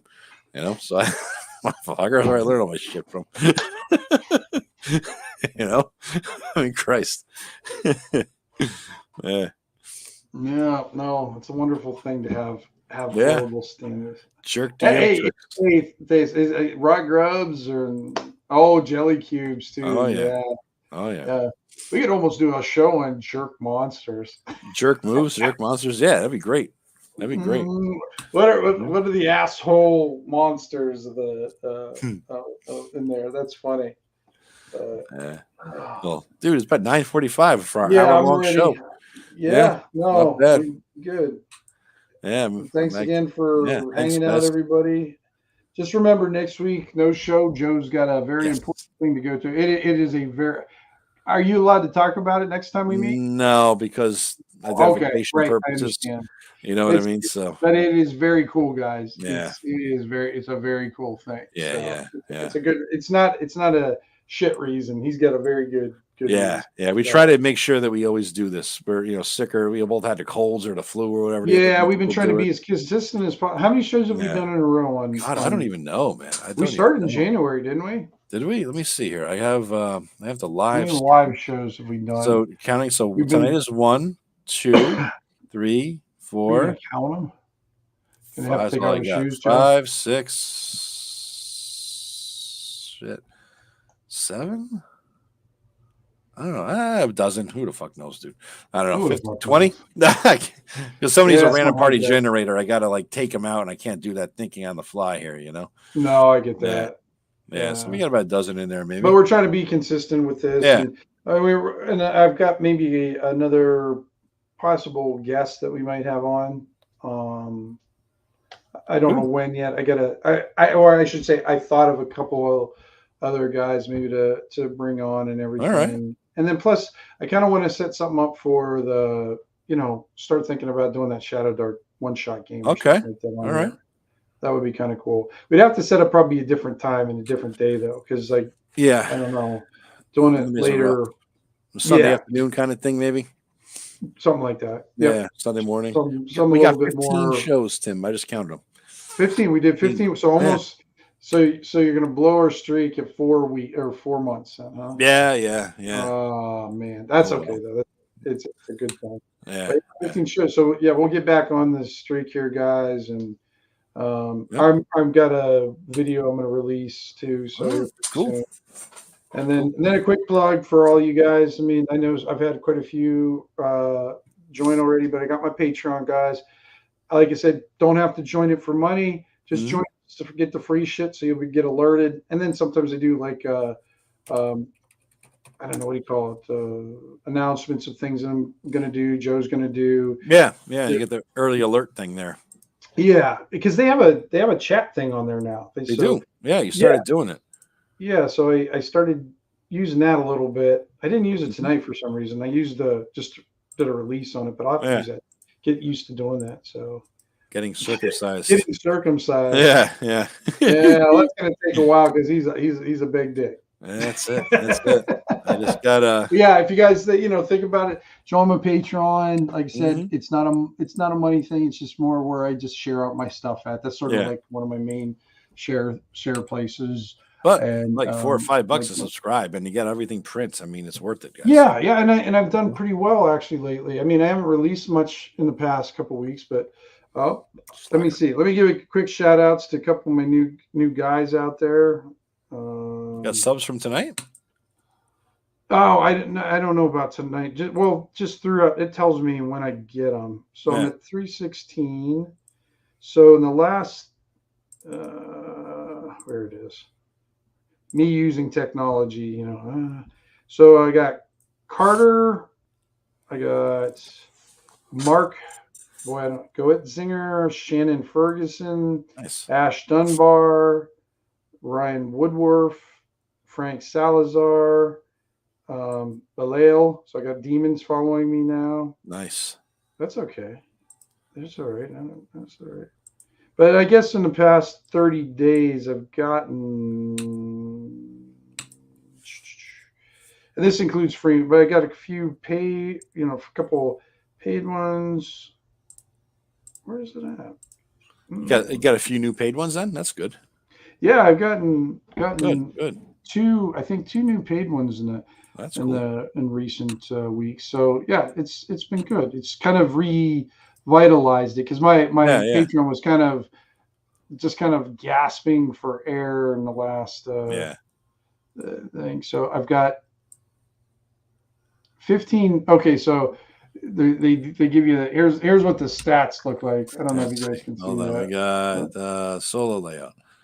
So I'm up to 15 up, 253 members. I got 18 new total, and then I've got 3 canceled. All right, there you go. And then I got I don't know how many new paid members. I think 2. Oh, I guess I can switch it. Paid members. So I've gotten 2 new paid members on that. So. Oh, hey, Flint's offering to put some stuff out on your Patreon, Tim. I might have some stuff to contribute to your Patreon. Oh, okay. That's different. Yeah, top tier. Oh, and I got Terry just subscribed to my YouTube page. Thanks, Terry. Appreciate it. Yeah, I gotta work.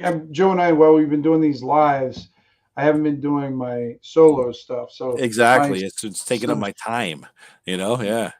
What's that? It's taking up my time. Doing this takes up the time. Yeah. Well, and it's what I got time for, and we set aside, and I haven't had that chunk of time to set aside for individual videos. And things like that. But the funny thing is anytime I go to do some video, I watch Daniel, Banditskeep, our guy from last week. Yeah, he got one out on it, and it's fantastic. So it's like, Daniel, you're ruining it for me, man. You're doing too good for me. Hit the subscribe and like button, guys. And I got to take another leak in, not surprisingly. So let's end this thing so I don't piss myself. Everybody, thank you very much. Thanks, everybody. Talk to you later. Bye-bye. See you, everybody.